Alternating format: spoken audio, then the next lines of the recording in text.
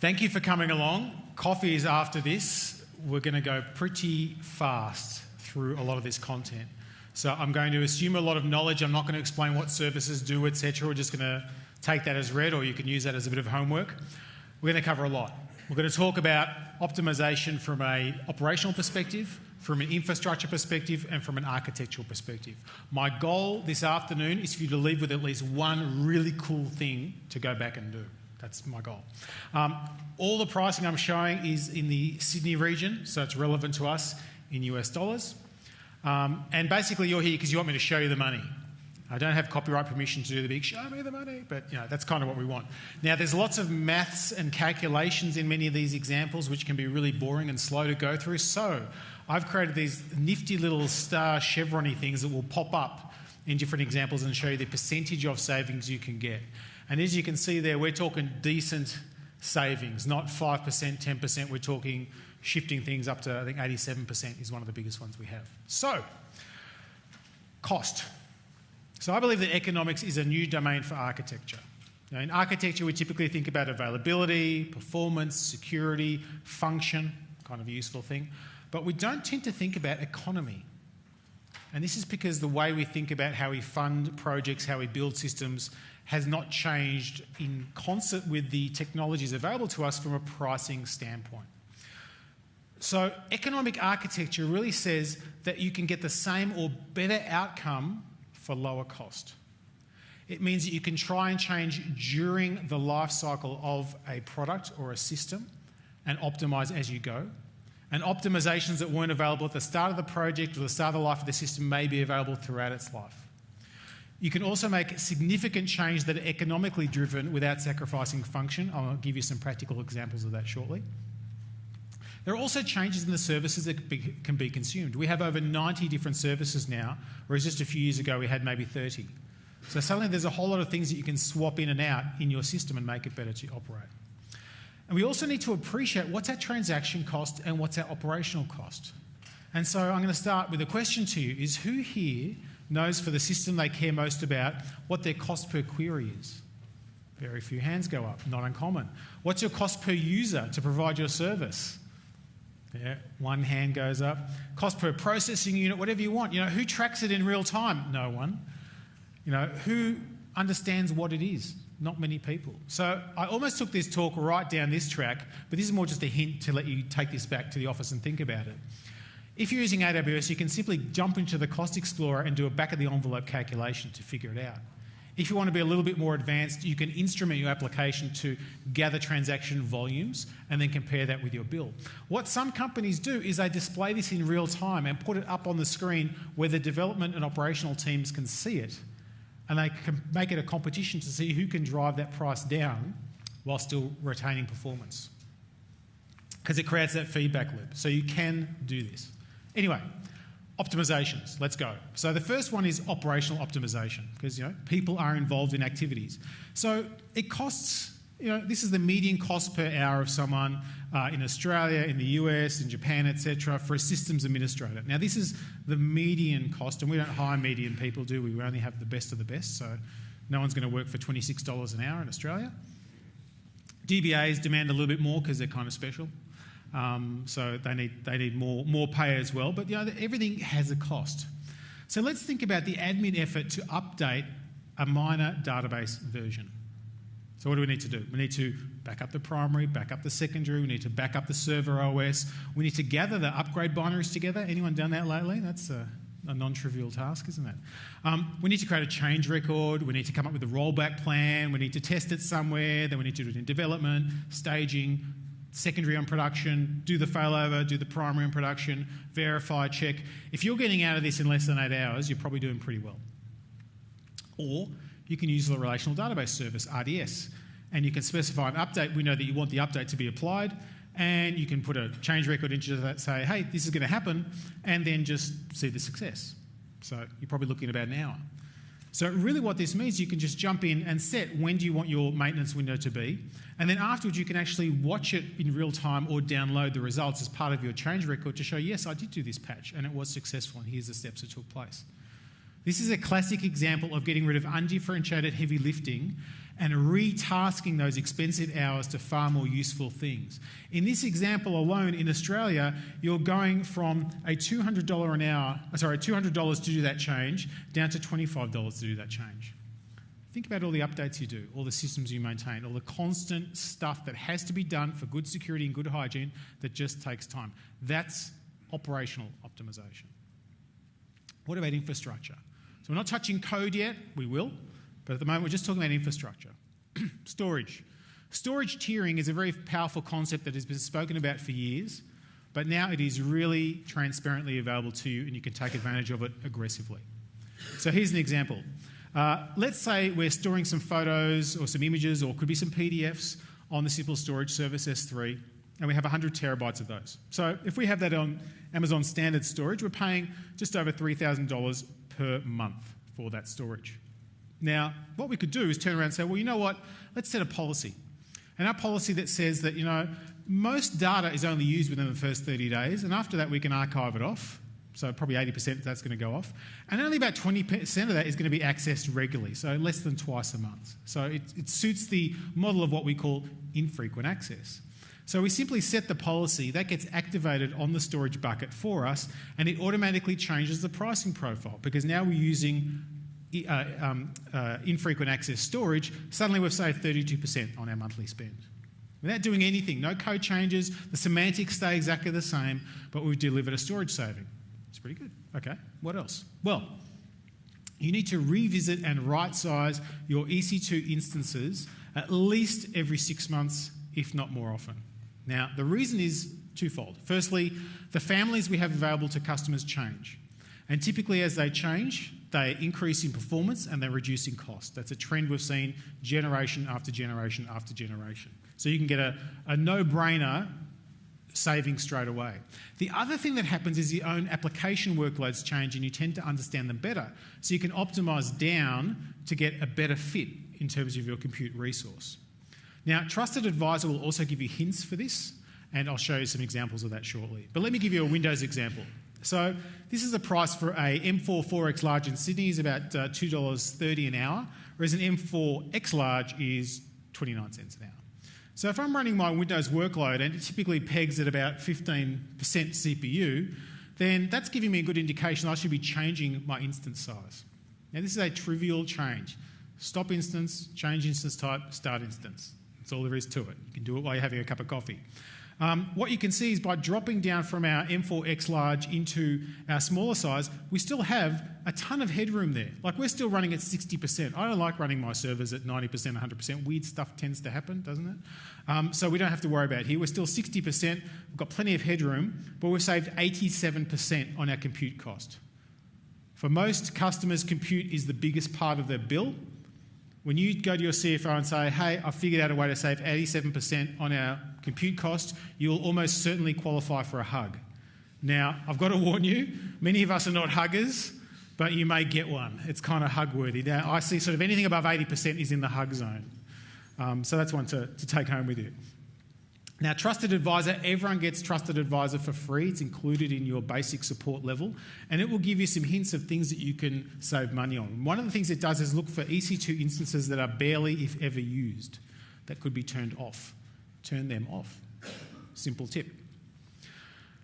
Another really interesting thing you can do is use what's called spot instances. And this is a huge opportunity to make massive savings, depending on your use case. Now, many people will use spot instances because spot instances can basically be terminated ad hoc. So if you bid for some spot capacity and your bid is met, you get the instance. If your bid is exceeded, you lose the instance, depending on the kind of spot you're using. Some have time bounds, etc. So traditionally, people would only use it for things like research, dev test, etc., but you can use it into production because you can combine spot with reserved instances and on-demand, and you can easily build it into your auto-scaling groups. Code is on the screen. This is a CloudFormation template, and this CloudFormation template or segment is creating a launch configuration for an auto-scaling group. This is the standard way we would do it. So if we want to duplicate this auto-scaling group and use spot instances, we have to add a monumental amount of code, don't we? One whole line that basically passes on what the spot bit is that you have. So you're probably saying, well, how does this actually look? Okay, well, it looks like this. So we have an ELB, we have an on-demand auto-scaling group, which is pretty typical, but now we also have a spot auto-scaling group. Now, the nice thing with spot is you set the highest price you want to bid. However, if the market price is lower than your bid price, you pay that market price. So if you bid $1 an hour and the market price is 10 cents an hour, we pay 10 cents an hour. So you're always getting the lowest possible price within your bid. Now, what you can do is create a CloudWatch alarm to make sure you have enough instances in your family based upon the spot instances. And when you drop below a designated number, you can spin up some more traditional instances by growing your on-demand auto-scaling group. So you have a lot of flexibility in terms of how you do the pricing. Now, what does this mean from a pricing perspective? Well, firstly, we want to understand what is the historical price of spot. This is an example. It's from a few months back, as you can see. But basically showing a 1 month trend. In general, the spot price is pretty low. There was a spike in one availability zone at one stage. But in general, we have a pretty low and generally stable price. So that's good to know. And typically the price hovers, depends on the instance type, you get anything from 60 to 90% cheaper. It's pretty significant. Let's do some maths. So if we're using M3 mediums, and an M3 medium price is normally 9 cents an hour, and we've got a group of servers for our website, it's 12 servers, we're going to be paying $1.17 an hour for those servers. Remember the metrics I spoke about at the front? These are the numbers you should be knowing, because then you know how much your system is costing. If we decide to have 2 servers for on-demand, sort of our core, they're just always running type stuff, and the rest are made up of spot, and we have exactly the same amount of servers, we're down to 32 cents an hour, 72% savings with a few lines of code. No application changes, and we're dangerously close to the hug zone again when it comes to the CEO or CFO. So what else can we do? Well, let's think about developers. Developers work hard, but they don't work 24/7. Let's say, for argument's sake, they're working 5 days a week, 10 hours a day. That's 50 hours. There are 70% of those hours that people are not going to be using systems. So at this point you're saying, well, why don't we turn it off? And the answer is yes. Turn it off. Now, there are many different ways you can do this that would suit you. You can tag your instances and have a script to shut them down and turn them on. You can use Lambda to drive that process as well and have it on a scheduled basis. You can have it based on first use. You can have scheduled auto-scaling groups. You can have different rules that say, some systems get turned down every night, others get left up over the weekend. Use something. Please turn things off. Probably the biggest saving you'll get, because most people spend way more on their dev test environments than on their production environments. This is what I call the incomplete list of tools to help you, so feel free to take a photo of that. A few different approaches you can take. There are myriad approaches out there. Like I say, there's no right way to do it, just do something. Caching. Let's move on to caching. Caching is a really interesting part of software development that, to me, is not well understood by a lot of practitioners. Now, I've only got a short period of time to talk to you today, so I'm not going to teach you about caching. Many of you already know about it. However, there is an excellent white paper that doesn't just talk about Amazon Elasticache, but talks about how to implement caching from a programmatic standpoint. I implore you to read it for this reason. As you can see here, let's say we've got a database, and it's doing 30,000 reads per second, because it's a lookup kind of thing, and many of us have systems that behave in this way. If we simply move it from using RDS to using Elasticache, so an in-memory cache versus a database-style repository, we drop our price by 90%. Hug zone again, aren't we? Now, this one will need a few code changes, but typically they are trivial. Often, depending on the application you're using or the system you're using, it's almost drop-in replacement as well. So look at caching for big savings. Okay, let's get to some meat here. Architectural optimization. What am I talking about here? We are very lucky. We have more levers than ever to pull. And as you can see, the gentleman with a very smart cap here has lots and lots of levers to pull, but he has to know which levers make sense. But as he's pulling those levers, as a train station, he's seeing what's happening and responding accordingly. You can do the same, because you can make code changes that will have immediate results that can be measured from a performance and financial standpoint. And I'll show you what some of those are. You can also make informed decisions around the architectural trade-offs you're making in real time. Because remember, any decision you make is simple to unmake. We call this a two-way door versus a one-way door. One-way door, you walk through that door, you close the door, it locks behind you, there's no going back. That's kind of the traditional model we're used to. I just bought $1 million of kit and that's what I've got. In this world, we don't live in that world. If I choose the wrong instance type, I can change it. If I use the wrong database, I can change it. If I want a different caching mechanism, I can change it. So let's do some changing. So the first thing we can do is eliminate our web serving tier. How much work is it actually doing? How much time do you spend patching it, maintaining it, upgrading it? How secure is it? Is it one of those components you worry about quite a lot? So there is a capability called Amazon S3 Static Website Hosting. Not a great name because it doesn't give you the impression that you can do anything dynamic with it, but you can. You can run JavaScript, you can do cores, you can run the AWS SDK. It can be a very dynamic, rich interface. There is no serving, no patching, no scaling rules to worry about. You don't have to maintain it. It just runs and serves content, which is really, really nice.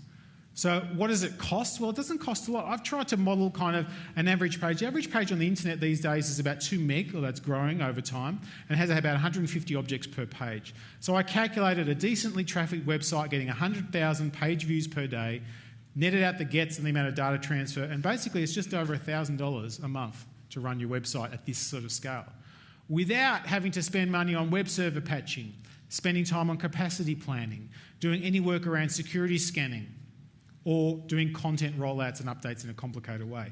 Hours and hours per month. Some of the largest trafficked websites in Australia are now using this technology to deliver their content and not having web servers at all.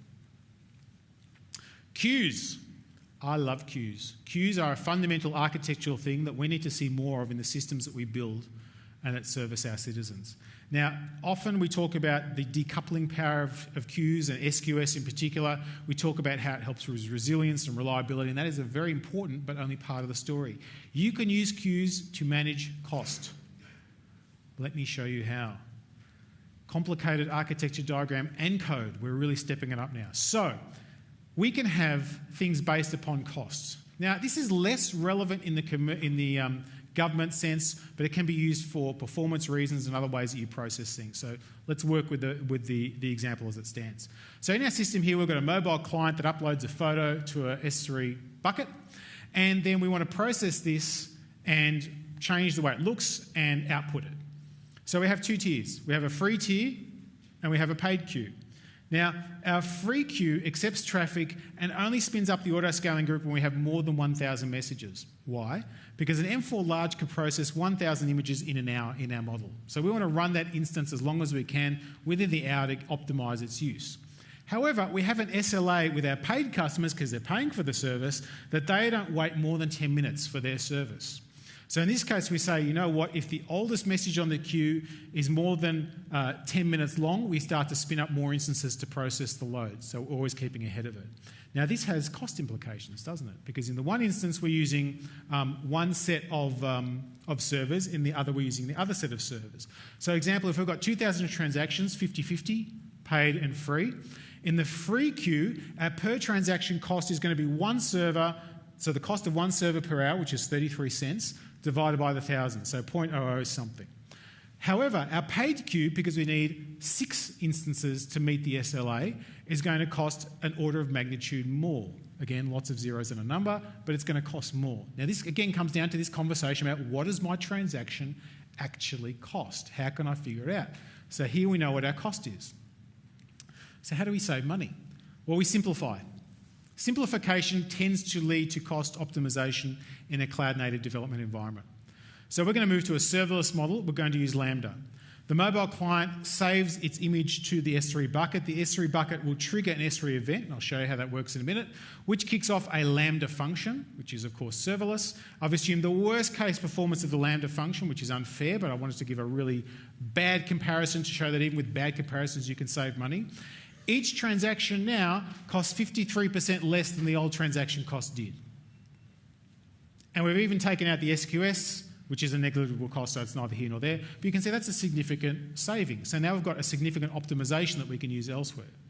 Now you may say, the eagle-eyed amongst you who love numbers may say, aha, but Simon, your per transaction cost, whilst is 53% cheaper than the paid queue was, is more expensive than your spot queue was because you had the one instance. And I'll say, yes, that's correct.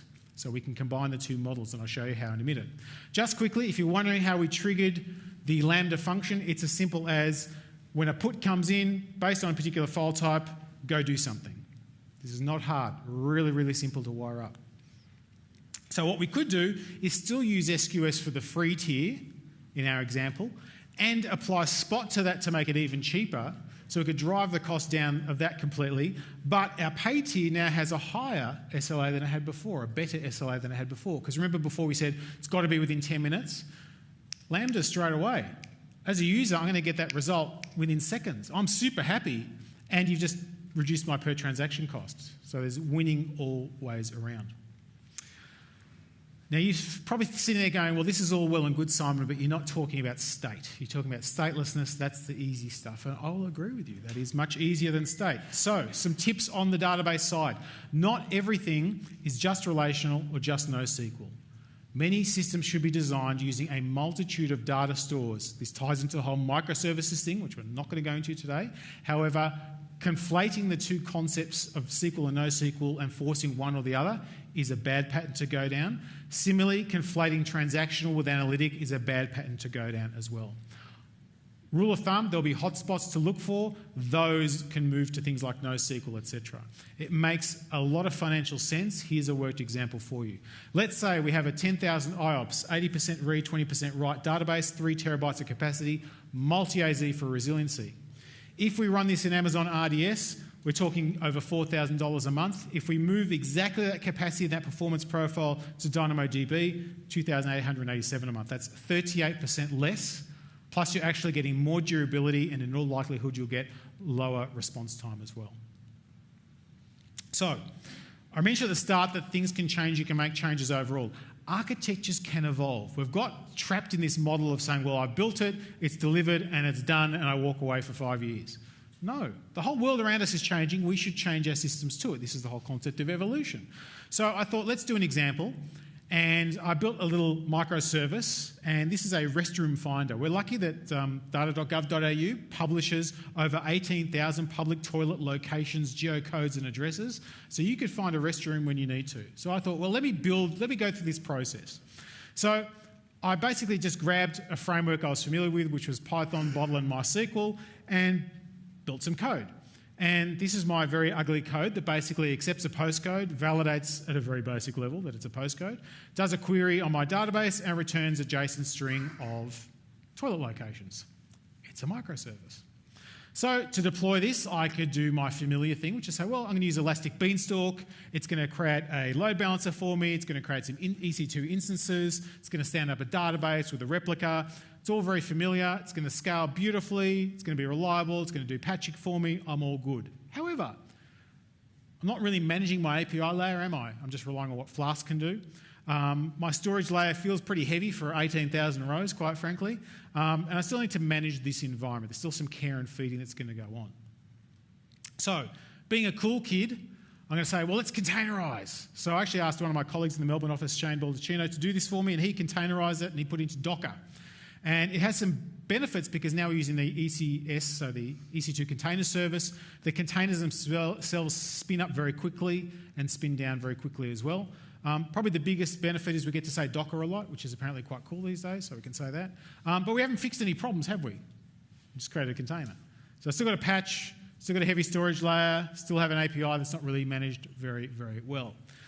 So let's Lambdaize. Let's introduce the API gateway at the front end. Let's convert that function into AWS Lambda and call our database from that. So now we've made some significant changes. Our compute is now perfectly matched to load because we only trigger Lambda functions when customers are doing things. It's highly reliable. We don't have to manage clusters of servers or anything like that. The API is now managed from a throttling, performance, and security perspective, so that's a big tick in the box. And I have no service to patch except for my databases, and that database still looks a bit wrong when that's in that picture, doesn't it? So we NoSQLize, and we go the whole way. So we have a DynamoDB backend now. So now, completely matched to load, highly reliable, managed API, zero service to patch, zero databases to upgrade. And I get to say serverless a lot, which I argue is even cooler than saying Docker a lot these days. However, there is a downside, because why isn't everyone doing this? This needs a different deployment model and a different operational model. And this is the challenge. For many people, change is hard, so we need to work together to help understand, well, how would I deploy this? The nice thing is many frameworks are supporting this. There's a serverless framework, there's Zappa in the Python world, a whole bunch of things now are sort of taking serverless as the normal way to do things. I'm seeing many government agencies using this technology to deploy much more quickly than before. Now you may say, but what happened to your code? Well, this is what happened to my code. All I did is change the call out to the database to be one that calls DynamoDB. Any competent developer can do that. It is not hard to do if I can do it. And essentially deployed that code instead of being in a server in a Lambda function. Pretty nice. Evolving. So I've got a minute and a half to go. Let's do the common anti-patterns. High availability versus cost optimization. Product owners often say, make it cheap till it goes down. And then they go, why did it go down? And you say, well, I told you needed more servers. So first availability, then cost. However, we have 3 availability zones in the AWS Sydney region. You can provide the same level of availability with less servers. Why? If you deploy across 3 availability zones, you can maintain your base load with less aggregate servers. So in this example, we need 12 servers running at any one time. In a true HA model, we'll have 24 running, 12 in one AZ, 12 in the other. However, in this model, we only need 6 in one and 6 in each one because we're mitigating against the loss of one availability zone. Boom. So we've saved 25% same availability level. So if you're not deploying across 3 AZs today, because we used to only have 2, go across 3, you'll save some money. Another one. Do not use your database as a blob store, a binary large object store. There are people laughing in the room because we never do this, do they? We've never seen this happen. Oh my goodness, bad in all kinds of ways. Performance, management, cost, it is really crapola. Don't do it.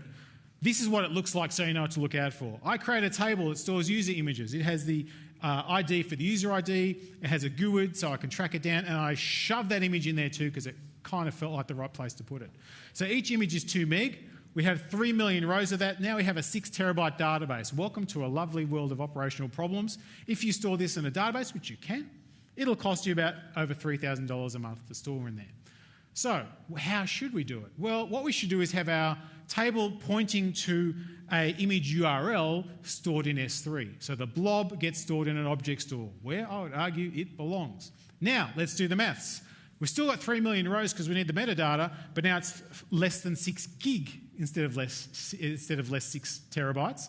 We have S3 storage, and I've calculated based on everything being accessed all the time, which it wouldn't, so it's the worst possible case. And our storage cost is now $194 for the storage, $212 for the access. Our database cost drops $1,663. In total, we've saved 42%. And we've got a much easier to manage environment. So I've almost stuck on time, so I'm pretty happy with myself today. This is a new domain for architecture. Think about the economics, think about the changes you can make through the lifetime of the project, even if it's just through the development cycle and the performance testing cycle. You can make radical fundamental changes that in many cases don't take a lot of time to actually do. So I hope that's given you some food for thought. Quick plug, if you like podcasts, the AWS podcast is my podcast, thank you. Please sign up, it's on iTunes, Stitcher and the web. And thank you everyone, enjoy the rest of the conference.